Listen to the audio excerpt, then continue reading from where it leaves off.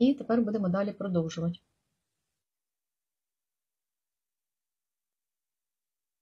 Тому хто там ще питав або може не чув, то приходьте, записуйтеся. Вартість навчання коштує 8 тисяч гривень.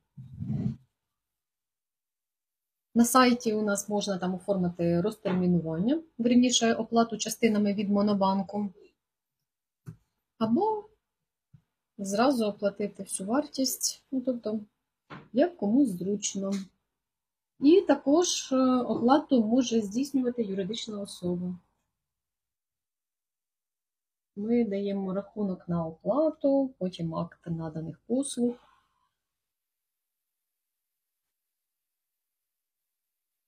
Тобто оплату цю ви можете взяти собі на витрати, якщо це, наприклад,